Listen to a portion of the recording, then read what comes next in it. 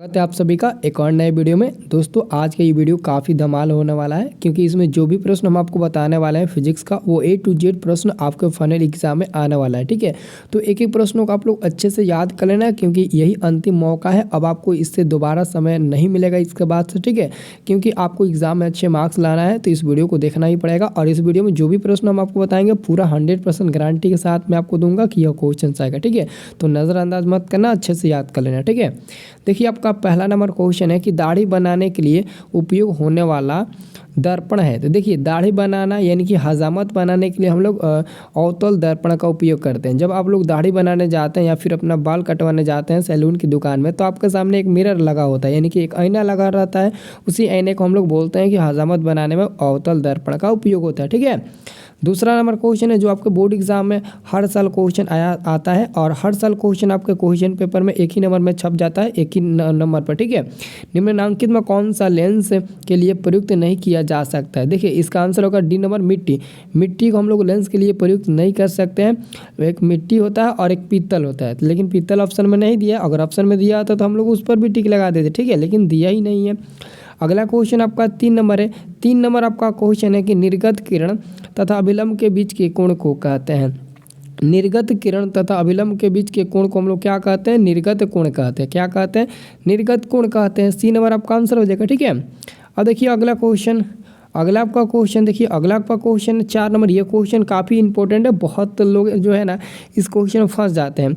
किसी ठोस के बाहर की ओर उभरे, किसी ठोस में बाहर की ओर उभरे 2 गोलीय पृष्ठ हो तो इसे क्या कहते हैं? देखिए जैसे मान लेते हैं, कह रहा है कि बाहर की ओर उभरे हुए हैं, बाहर की ओर जैसे ऐसे उभरे हुए हैं बाहर की ओर, तो ये आपका उत्तल लेंस होता है। क्या होता है? उत्तल लेंस होता है। और अवतल लेंस ऐसा रहता है, अंदर की ओर धंसा हुआ होता है। तो अंदर की ओर धंसा रहेगा तो वो क्या कहलाएगा? अवतल कहलाएगा, लेकिन ये आपका उत्तल लेंस कहलाएगा। सी नंबर वाला आपका करेक्ट आंसर हो जाएगा। ठीक है, अब देखिए 5 नंबर क्वेश्चन। ये 5 नंबर क्वेश्चन लोग देखते ही छोड़ देते हैं क्योंकि ये लंबा क्वेश्चन है, इसका आंसर गलत हो जाएगा बताएंगे तो। नहीं, आप लोग याद कर लो, ये क्वेश्चन हूबहू आएगा। किसी बिंब का अवतल दर्पण द्वारा बना प्रतिबिंब आभासी, सीधा तथा बिंब से बड़ा पाया गया वस्तु की स्थिति कहाँ होनी चाहिए? यानी कि क्वेश्चन कह रहा है कि अवतल दर्पण, आपको पता है ना कि अवतल दर्पण में ही सबसे बड़ा प्रतिबिंब बनता है और सबसे बड़ा प्रतिबिंब अवतल दर्पण में बनता है। और अवतल दर्पण में आभासी बनता है, प्रतिबिंब आभासी बनेगा यानी कि काल्पनिक, तो सीधा भी बनेगा।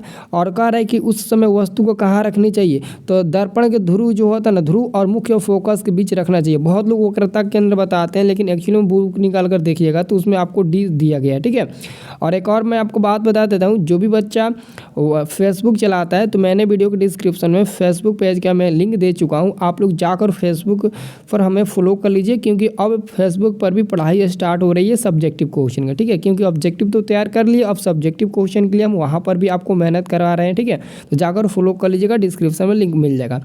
6 नंबर क्वेश्चन है सर्च लाइट परावर्तन सतह। यानी कि सर्च लाइट का जो परावर्तक सतह होता है वो किसका होता है? तो अवतल दर्पण का ही होता है। इसका भी आंसर भी होगा, अवतल दर्पण का ही होता है। ठीक है, अब देखिए अगला क्वेश्चन है, काफ़ी इंपॉर्टेंट है क्वेश्चन से आपका कि निर्वात में प्रकाश की चाल होती है। निर्वात में प्रकाश की चाल होती है, तो आप लोग याद रखना है निर्वात में प्रकाश की चाल 3 × 10 के पावर 8 तो होती है, लेकिन उसकी यूनिट में चेंजिंग हो जाती है, मीटर पर सेकेंड होती है। यहाँ पर आपको हर में दिखाई देगा कि 3 × 10 के पावर 8 मीटर, 3 × 10 के पावर 8, 3 × 10 के पावर 8, लेकिन आपका आंसर होगा ए नंबर वाला 3 × 10 के पावर 8 मीटर पर सेकेंड वाला होगा। ठीक है, याद रखना।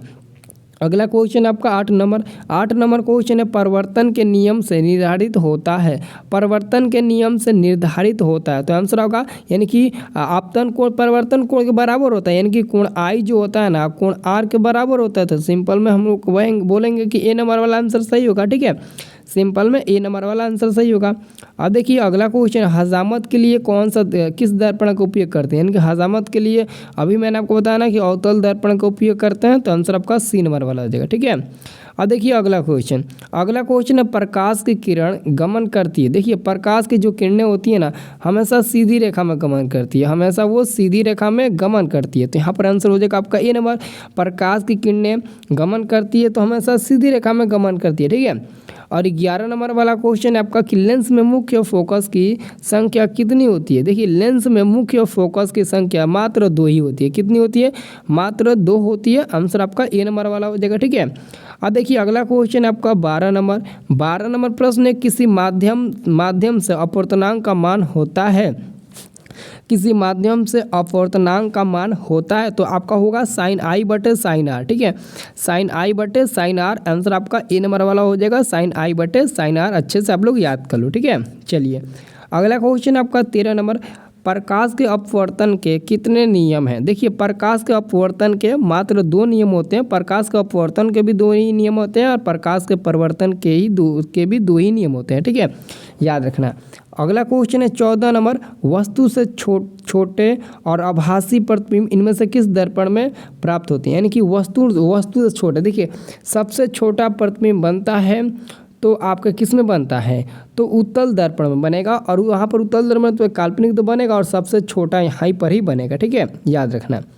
अब देखिए अगला क्वेश्चन है 15 नंबर की उत्तल दर्पण में किस प्रकार का प्रतिबिंब बनता है। देखिए उत्तल दर्पण में आभासी प्रतिबिंब बनता है। आभासी मतलब कि काल्पनिक प्रतिबिंब, आभासी का मतलब हुआ काल्पनिक।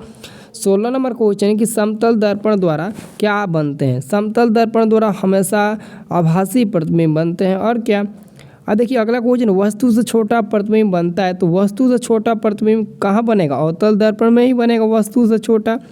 प्रकाश क्या है, तो प्रकाश आंखों को प्रभावित करने वाली एक ऊर्जा होती है। तो इसका आंसर आपका बी नंबर होगा, इसका भी आंसर बी नंबर होगा। ठीक है, इसमें कुछ ज़्यादा नहीं है, बस अच्छे से एक बार अच्छे से रिवीजन कर लोगे ना तो पूरा आंसर टिक लगा कर आओगे। ठीक है, अब देखिए 19 नंबर क्वेश्चन है आपका कि जिस दर्पण में प्रतिबिंब सीधा और आकार में वस्तु के बराबर हो वो दर्पण होगा। अरे यार वाह, क्या क्वेश्चन पूछा है। तो आंसर हो जाएगा आपका सी नंबर, प्लेन मिरर यानी कि समतल दर्पण। आंसर होगा सी नंबर। और अगला क्वेश्चन 20 नंबर, एक गोलीय दर्पण की वक्रता त्रिज्या 40 सेंटीमीटर है तो इसकी फोकस दूरी होगी। यानी कि हम लोग आपको एक फार्मूला बताए थे, F बराबर R/2। F बराबर R/2 आप लोग फार्मूला याद किए होंगे। तो ऑलरेडी आपसे फोकस दूरी पूछा गया तो F बराबर R का मान 40 है तो 40/2 कर दीजिए। ये 40 को 2 से भाग दे दीजिएगा तो 20 बार में कट जाएगा और 20 आपका सी नंबर वाला आंसर मिल जाएगा। 20 सेंटीमीटर फोकस दूरी होगा। ठीक है, अच्छे से देख लो, आंसर सी नंबर होगा। ठीक है, तो ये जितना भी प्रश्न बताया मैं सभी प्रश्नों का आप लोग याद कर लेते हो तो पूरा का पूरा क्वेश्चन फंस जाएगा। अच्छे से याद करना आप लोग। ठीक है, रिविजन आप लोग तो याद किए होंगे लेकिन रिविजन कर लेना, जो लोग याद नहीं किए वो लोग याद कर लेंगे। ठीक है, और हमारे इस चैनल को सब्सक्राइब कर लो क्योंकि आगे आपको बहुत सारे वीडियोस आपको मिलेगा और जो एग्ज़ाम में आने वाला प्रश्न उसमें रहेगा, हर विषय का आपको मिलेगा। ठीक है, तो चैनल को सब्सक्राइब आप लोग ज़रूर कर लेना। ठीक है।